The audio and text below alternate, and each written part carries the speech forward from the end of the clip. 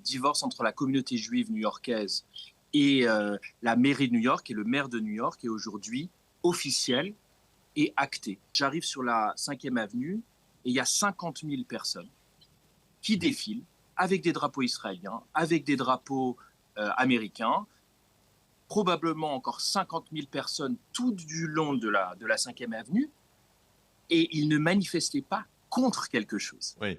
Ils manifestaient proactivement pour, on va dire, leur fierté d'être juifs, mais aussi pour la fierté de l'existence de l'État d'Israël.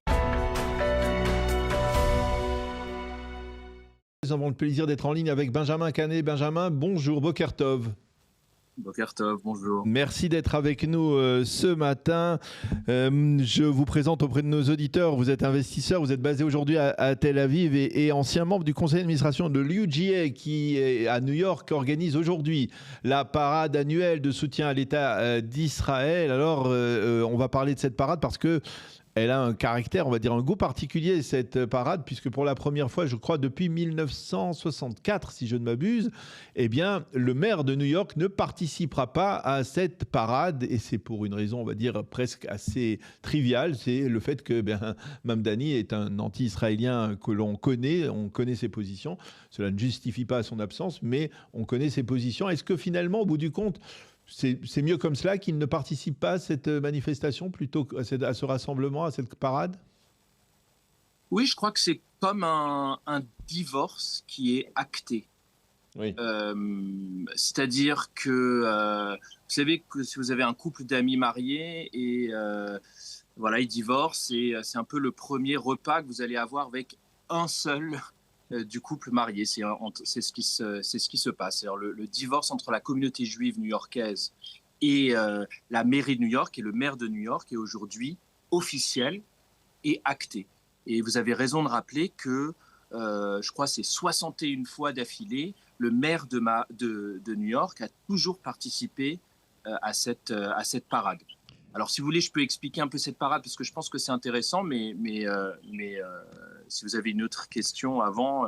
Non, je veux savoir justement si au niveau des organisateurs, ils auraient été peut-être plus embarrassés par la présence de Mamdani parce que ça aurait pu... Non. Alors, replaçons le contexte. Oui, c'est ça. À New York, moi j'ai habité à New York de 2001 à 2019. Donc Oui. en France, j'étais secrétaire général de l'UEJF pendant la deuxième intifada. Et mon habitude, comme c'est le cas dans la communauté juive française et même américaine, c'est d'organiser des manifestations contre quelque chose. Oui.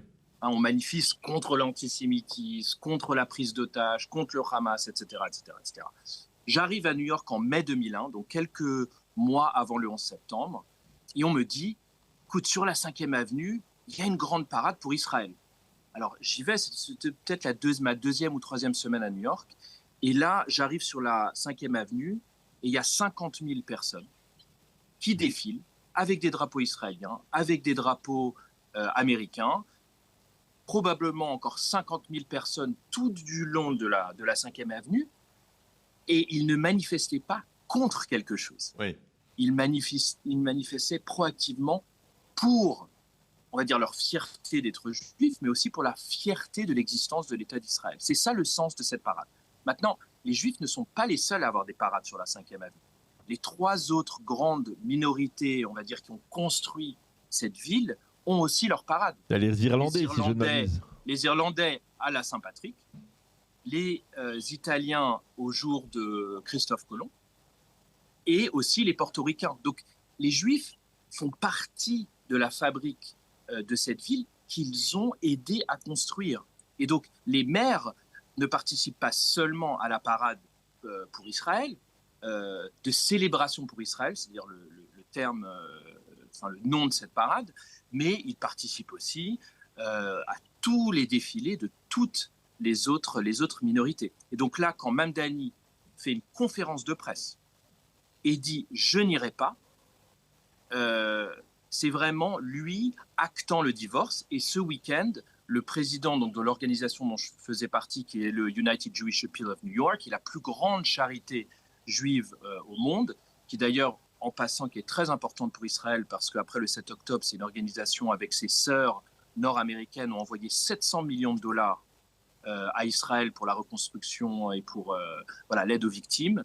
Donc, c'est des organisations aussi qui sont très importantes pour nous, a envoyé un email, alors que c'est quelqu'un de très modéré dans ses mots, etc., pour en clair, encore une fois, acter ce divorce. Alors, cet actage du divorce, là, finalement, qu'est-ce que ça va modifier dans les relations entre la communauté juive et Mamdani, tout en sachant que, et c'est tout de même, c'est ce qui surprend, surtout lorsque l'on voit ça d'Israël, c'est qu'il y a une partie importante des juifs new-yorkais, des démocrates qui ont voté en faveur de Mamdani. Alors, on va le prendre en plusieurs parties. D'abord, Mamdani sait très bien que s'il était venu à cette parade, il aurait été hué. Oui. L'autre chose qu'il faut comprendre à propos des États-Unis, c'est que la police dépend entièrement, c'est seulement une police municipale. Oui. D'ailleurs, la chef de la police a annoncé qu'elle participerait, elle, à la parade. Alors, c'est extrêmement intéressant. Alors, d'abord, revenons quand même sur ce point. Ça veut dire que quand vous êtes new-yorkais, juif new-yorkais, vous dépendez, votre sécurité dépend à 100% de la police municipale. Il n'y a pas de police nationale aux États-Unis, il y a le FBI pour certaines choses. Et on l'a vu ces dernières semaines, ces derniers mois, des manifestations pro-palestiniennes avec des drapeaux du Hezbollah, du Hamas, les manifestants portant des masques devant des synagogues. Donc, et la police ne faisant quasiment rien. Maintenant, oui, la chef de la police, qui était celle de Bill de Blasio, du maire précédent, et du maire précédent, est restée en place. Ce qui est assez intéressant, c'est que cette chef de la police est juive, d'une famille juive new-yorkaise très connue, les Tisch.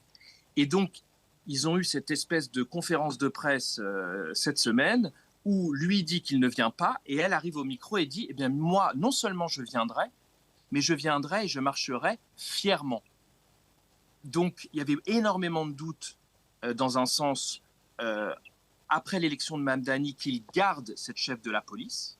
Il l'a gardée, mais je pense que le deuxième acte du divorce, et là qui sera très, très, très, très, très sérieux au niveau de la sécurité pour la communauté juive new-yorkaise, c'est quand, pas si, quand Mamdani va la virer. Ouais.